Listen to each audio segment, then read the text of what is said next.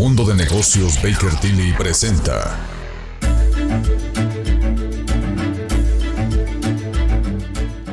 Son las 6 de la mañana con 30 minutos, esto es Imagen Empresarial y esta mañana me da gusto que está aquí en la cabina de transmisión Eduardo Marroquín, él es el socio director de impuestos en Baker Tilly México. ¿Cómo estás, Eduardo? Qué gusto. Muy bien, Rodrigo, muy buenos días, muchas gracias por la invitación.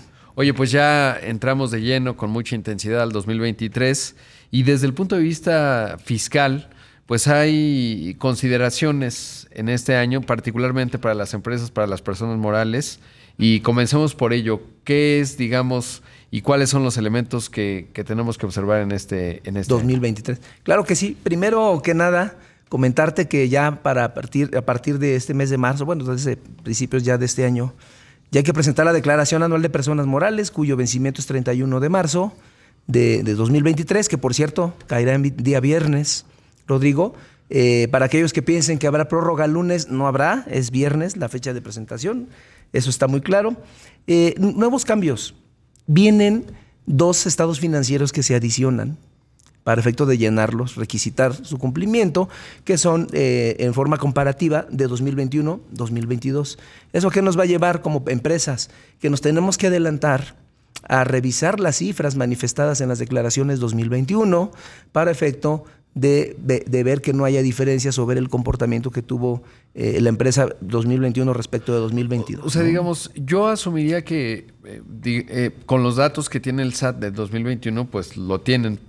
Me llama la atención que ahora esta consistencia, pues la presenta la empresa, pero yo pensaría que pues ya lo tienen sistemas, digamos, y ellos son los que cruzan los datos. Sí, las empresas tienen esa información. Lo que pasa es que el año anterior, Rodrigo, no se presentaban estos 2 estados financieros, solo se presentaba el balance general y el estado de resultados.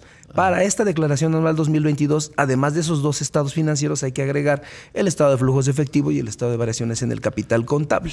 Bien. Que las empresas que se han dictaminado toda la vida, o desde hace muchos años, no tienen ese problema porque ya cuentan con esa información, que así lo exigen las normas en lo particular, ¿no? Y hablando precisamente de las que se dictaminan, hay un cambio trascendental para este año. El dictamen hasta 2021 se presentaba, o el dictamen 2021 se presentó el 15 de julio de 2022. El dictamen de 2022 se tiene que presentar a más tardar el 15 de mayo. Eso de 2023. Eso genera que haya menor tiempo también para las empresas, para los auditores externos, de llevar a cabo la revisión correspondiente. Y también déjame darte otro dato. La información también de operaciones celebradas con partes relacionadas, Rodrigo, también vence el plazo el 15 de mayo de 2023 y antes, me refiero al ejercicio de 2021, para las operaciones que se celebraban entre partes relacionadas, las empresas hermanas, las empresas de grupo, Rodrigo, solamente presentaban la información con operaciones realizadas con residentes en el extranjero. Para este 2022... ya no nada más se van a presentar la información de operaciones celebradas con residentes en el extranjero, sino también los nacionales. ¿Eso qué implicación tiene? Es decir, ¿cómo se expresaría qué tipo de operación hoy tienes que reportar que en el ejercicio anterior no? Entiendo las operaciones relacionadas, pero por ejemplo, con extranjeros pues tendría cierta lógica, ¿no? Sí. Ahora, ¿cómo será? Sí, la información que se tiene que presentar es cualquier operación que llevaste a cabo. Llámale un financiamiento, pues hay que reportar el monto del financiamiento, intereses. Si tengo una licencia de mi parte relacionada para explotar alguna marca, tengo que reportar las regalías pagadas, porque al final de cuentas, como estamos hablando de 2 partes, Rodrigo, una tiene pues un ingreso, claro, y la otra tiene una deducción.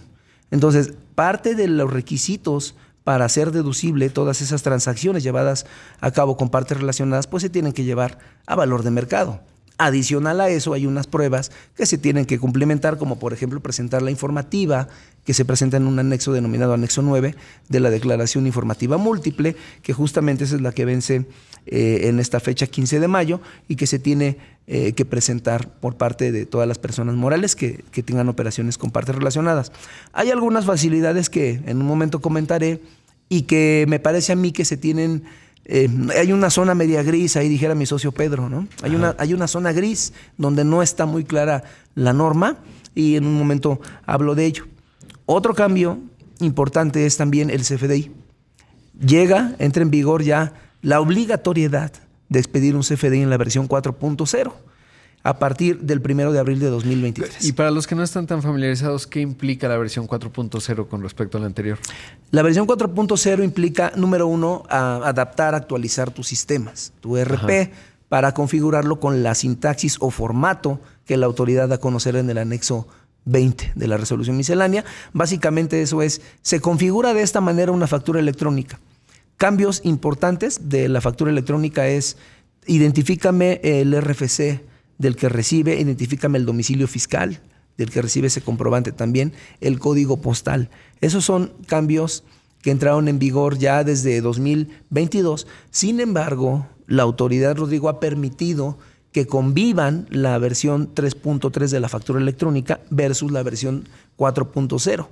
A partir del 1 de abril de 2023, la única que va a operar en México va a ser la versión 4.0 con todos estos cambios que conlleva, ¿no? Oye, y ahí te voy a sacar un poco del tema, Eduardo, o sea, digamos de lo que hoy nos estás contando, pero ¿qué pasa? Me ha ocurrido mucho que hay empresas que cuando uno como persona física quiere sacar su factura, se vuelve imposible. O sea, te enfrentas a un mundo variopinto, ¿no? Hay unas que son muy buenas y es un estándar y es muy fácil, pero cuando te hacen como contribuyente muy difícil esa parte que hay, primero entender a qué se debe, es decir, evidentemente hay una falla de la empresa, pero no alcanzo a entender, pues finalmente la venta la tienen registrada, ¿cuál es el interés que pudieran tener en hacértelo tan difícil como para que no factures? Mira, yo creo que, la autoridad ha invertido, yo creo que de manera adecuada, en infraestructura, en su portal. Hay una sección en su portal que te permite emitir factura, le llaman factura fácil. Ese es una parte de un host que está en el portal de la autoridad donde te permite generar las facturas. A mí me parece que es amigable. ¿Por qué? Porque puedes guardar la información ya de tus clientes, etcétera. Quizá lo que sí necesitas tener un poco de conocimiento técnico o la asesoría de algún experto es qué campos en lo particular se tienen que requisitar y de qué manera. Te doy un ejemplo. Hay una regla muy clara donde si emites una factura donde todavía no cobras ese servicio o no has cobrado ese bien, tienes que usar una clave específica que es por definir. E inmediatamente el método de pago, pues como no sabes, todavía no te han pagado, tienes que también señalar cómo te lo van a pagar. Entonces, cuando tú utilizas una forma de pago que es por definir, por ejemplo, no puedes utilizar el método de pago de una transferencia electrónica, dado que todavía no has cobrado. Claro. Entonces, no, yo me refiero, por ejemplo, o sea, digamos, como persona física. El otro día me ocurrió y por eso de ahí mi pregunta, pero ha sido un mundo interesante el CFD. Exactamente. Y entonces voy a tratar de obtener mi factura de algo que ya pagué, de una marca de trajes muy famosa. Y pues no, primero para que encuentres la página, segundo te marca ahí errores, te dice esta página es muy insegura. Pero bueno, ya o sea, te refieres a que a la parte de generación y entonces finalmente hago todo un proceso muy largo para que me diga no se puede. Mando un correo y me contesta no. Y entonces hacen una fricción de tal suerte que en la experiencia de consumo de otras compañías pues es realmente rápido. Y entonces me preguntaba, ¿son ineptos? Es decir, la parte de sus sistemas no los tienen bien alineados. Dos, le están poniendo mucha fricción. ¿Cuál es el objetivo, digamos, de no emitir una factura sobre algo que finalmente pues tienen que tener algún registro? Y entonces ese era un poco preguntarte cuál puede ser la lógica de una empresa que lo hace tan mal. Sí, fíjate que generalmente cuando hay un nuevo cambio en México, en materia fiscal sobre todo, la autoridad da a conocer ciertos formatos, los contribuyentes se tienen que ir adecuando, tienen que ir actualizando su ERP y en ese ínter pues estamos en el periodo de prueba y error. Por consiguiente, ahí tenemos que esperar primero que el contribuyente ya haya migrado, ya haya diseñado correctamente su sistema de facturación, hablando específicamente de la versión 4.0. Y como estamos en ese periodo de convivencia, de prueba y error, y entre que la autoridad todavía no hace obligatorio la expedición del comprobante fiscal en versión 4.0, pues los contribuyentes al tener esa facilidad, pues todavía están como que en la prueba y error. Seguramente lo que te sucedió es que con unos cambios muy importantes es que actualmente la denominación razón social de la compañía a la cual facturas o los datos que vas a ingresar para generar la factura, no puedes poner el régimen societario. Por ejemplo, Rodrigo Pacheco Asociados SC o SA, no puedes poner actualmente el SA en una versión 4.0. Si lo pones así, cuando se genera el sistema la factura, la factura viaja hacia un sistema de un proveedor autorizado de certificación, Rodrigo, y lo que hace él es, verifico en el padrón del SAT que Rodrigo Pacheco S.A. esté dado de alta. Claro. Si tú le pones el régimen societario S.A., te lo va a rebotar en automático. Te va a rebotar la factura. Ese es un cambio que viene en este año. Eduardo, debo hacer un corte, pero por favor. Son las 6 de la mañana con 45 minutos. Esto es Imagen Empresarial. Y esta mañana está conmigo aquí en el estudio Eduardo Marroquín, socio director de impuestos en Baker Tilly, México. Y estamos hablando, bueno, pues de lo que hay que considerar para esta declaración 2023. Y estamos a muy buen tiempo, ¿no? Hoy es 25 de enero. Todavía hay que planearse porque a veces uno se evade, ¿no? Si no lo veo, no existe. Y yo sé que a muchos de ustedes, igual que a todos, pues nos asusta siempre la interacción. Evidentemente, pues siempre hay que asesorarse de expertos. Por ejemplo, ahora me contabas en el corte, Eduardo, de ICIF, ¿no? Es decir, digamos, requerimiento que es importante tener visible en este 2023. En este 2022 que se presenta en 2023. Claro. Sí, correcto, Rodrigo. Esta ICIF es la información sobre la situación fiscal de los contribuyentes.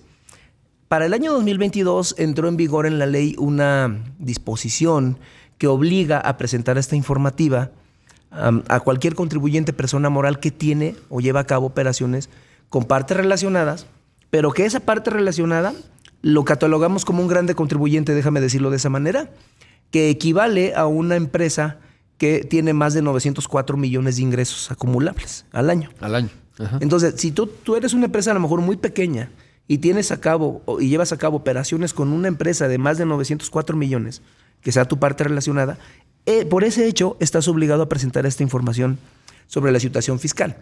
¿Qué diferencia tiene esta informativa, Rodrigo, respecto de la declaración anual? Que esta declaración, haz de cuenta que es el dictamen fiscal, igualito, pero no viene el reporte del auditor externo, no viene su opinión. Todo lo demás es igual, tiene bastantes anexos que se tienen que llenar, tienes que declarar todas las transacciones con partes relacionadas, hacer conciliaciones de ingresos, hacer conciliaciones de gastos, etcétera, etcétera. Una buena noticia es que la autoridad emitió una regla, una facilidad administrativa, donde indica que si el monto de la operación de entre estas dos partes relacionadas que mencionaba, Rodrigo, no excede de 13 millones de pesos por llevar a cabo una actividad empresarial, o de 3 millones de pesos si es una prestación de servicio, te libera de la obligación a la empresa pequeña que mencionaba de presentar esta informativa. Yo creo que esa es una facilidad administrativa muy, muy atinada por parte de la autoridad fiscal. Claro, porque si no se vuelve infinita la burocracia. La burocracia en términos contables. ¿Qué otra consideración hay que tener en este ejercicio? En esta declaración anual, sí. En la declaración anual, ¿qué recomendamos? Con estos cambios que hay que presentar información comparativa de un año a otro, Rodrigo, y sobre todo hay que revisar una partida, no me quiero poner muy técnico, pero hay un anexo que llamamos conciliación contable fiscal. ¿Qué quiere decir eso? Tenemos nosotros partidas con efectos fiscales, Rodrigo, y con efectos financieros. La diferencia entre uno y otro generalmente es nada más el tiempo, es timing. Das un efecto fiscal a una cosa y a lo mejor financieramente todavía no le toca, o viceversa. Entonces, por eso se llama conciliación. En el tiempo, en algún momento van a empatar, ¿no? Entonces tenemos que conciliar. Te pongo un ejemplo. Yo vendo un activo, tengo unas reglas fiscales específicas para determinar el activo. Por ejemplo, lo actualizo, el saldo que tengo por deducir de un activo que no sea depreciado y que estoy vendiendo, tengo derecho a una actualización. Esa es una partida fiscal. Financieramente no tengo derecho a una actualización. Y quizá la tasa de deducción de depreciación es diferente entre uno y otro. Entonces, por eso tengo que conciliar. Dicho ello, tenemos que conciliar 2021 con 2022. Eso, por ejemplo, no venía en el anual del año pasado. ¿A qué nos lleva eso? Que pues el tiempo es corto, de por sí, ya bien lo decías, 25 de enero. Hay que hacer un análisis de la información que genera cada una de las compañías para preparar esta información de manera correcta y requisitar esta información en el nuevo aplicativo que dio a conocer la autoridad, que dicho sea de paso, se publicó en diciembre y en esta semana lo acaba de actualizar otra vez el nuevo formato de declaración anual. Hay que mapear o buscar la trazabilidad de las cuentas que tienen las empresas en su catálogo de registros contables respecto de las partidas que la autoridad quiere que se requisiten en este nuevo formato. Y pues no es tarea fácil, tenemos que llevar a cabo un análisis de especialistas en impuestos a efecto pues de que declaremos de manera correcta la información en los campos que pide este formato de declaración anual, y también aquellas empresas que estén obligados a dictaminar o que opten por presentar el dictamen fiscal, hacer hincapié, pues que no están obligadas a llenar la sección de estados financieros. ¿Por qué razón? Porque en el dictamen ya te piden esa información. Por supuesto. ¿Qué otro aspecto importante? Y es que al escucharte, estimado Eduardo, es muy claro que evidentemente requieres asesores fiscales expertos, porque me puedo imaginar que dentro de la visibilidad que tiene el director o la directora general de una empresa, finalmente este grado de cambios muy quirúrgicos que de repente hay que hacer, etcétera, pues no puede tener ese grado de visibilidad todo el tiempo, ¿no? Y tienes que tener un gran equipo confiable, pero sobre todo asesorado externamente para evitar justamente incurrir en alguna situación, multas, etcétera. Claro, y aprovecho para comentar, la declaración anual, Rodrigo, no nada más es que te asesore alguien especialista en impuestos. Tiene que haber una asesoría integral desde el área legal, fiscal, comercio exterior, precios de transferencia. No, lo peor que puedes hacer es llegar y que tu asesor te diga, te falta esto, y es algo que no puedes subsanar porque tendría que haber ocurrido desde el sistema a lo largo del año, ¿no? Claro. Y eso es la importancia de tener esto que dices, que es una planeación integral, digamos, en términos de estar al tanto y sobre todo, pues, muy puntual en todos los procesos internos de la empresa, ¿no? Que finalmente... Claro, es contar con un equipo multidisciplinario como lo tenemos en Baker Tilly. Y déjame darte otro ejemplo. Hay que presentar información de operaciones con partes relacionadas, te lo decía hace un momento, que se tiene que presentar el 15 de mayo. Hay una facilidad que la autoridad dio a conocer, Rodrigo, también, donde hasta cierto monto de las operaciones te permite no presentarla. Sin embargo, como es una nueva regla de carácter general, hay un tema de interpretación que ya vimos junto con el área legal del despacho, el área de precios de transferencia, y llegamos a conclusiones muy interesantes, pues que les invitamos a los clientes a que la revisemos, a los contribuyentes que la revisen respecto de si realmente voy a estar aplicando una facilidad en el sentido de no presentar la información de operaciones con partes relacionadas si me ubico en el supuesto de llevar a cabo operaciones no mayores a 13 millones por actividad empresarial o 3 millones por servicios. No está claro. En Baker Tilly ya lo revisamos, el área legal, el área de precios de transferencia. Los invito para que nos consulten. Vamos a ver temas ahí muy interesantes, sobre todo por dar un adecuado cumplimiento fiscal en ese sentido, y me parece a mí que eso es lo que vale mucho de un despacho de asesores. Y sobre todo la parte en donde ustedes también pues tienen un conocimiento, digamos que más allá de las normas que se emitan, en términos de la interpretación y de cómo funciona. ¿Por qué? Porque si una empresa con partes relacionadas en operaciones no mayores de 3 millones por servicios, como ya mencionabas, se repite mucho en el tiempo con ciertas características, muy probable, y ustedes lo deben saber, oye, aquí pues quizás tendríamos que no atendernos porque nos va a generar más problema en términos de la declaración y en términos de la auditoría, y podemos ahorrarnos, y ese tipo de estrategias pues es lo que ustedes tienen con esta digamos variedad en términos de los servicios, claro, y sobre todo de los expertos. Y en análisis multidisciplinario, ¿no? Y aprovecho también para invitarlos este 9 de febrero, de 10 a 12 del día, Rodrigo, vamos a impartir un webinar de la Declaración Anual de Personas Morales, donde vamos a explicar a detalle qué cambios trae este nuevo formato de la declaración anual. Los invitamos a todos nuestros clientes, amigos.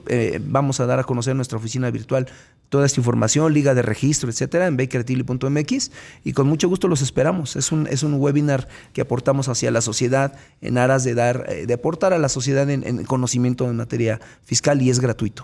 Pues Eduardo, gracias por estar aquí. Eduardo Marroquín, socio director de impuestos, y por supuesto le mandamos un saludo a tu hijo que nos está escuchando y viendo esta mañana. Sí, muchas gracias a mi hijo José Eduardo Marroquín, le mando un saludo. Muchas gracias, Rodrigo. Chiquito, así que le mandamos un gran abrazo, y qué bueno, qué orgullo que estés acá. Muchas gracias, Rodrigo, por la invitación. Continuamos con más.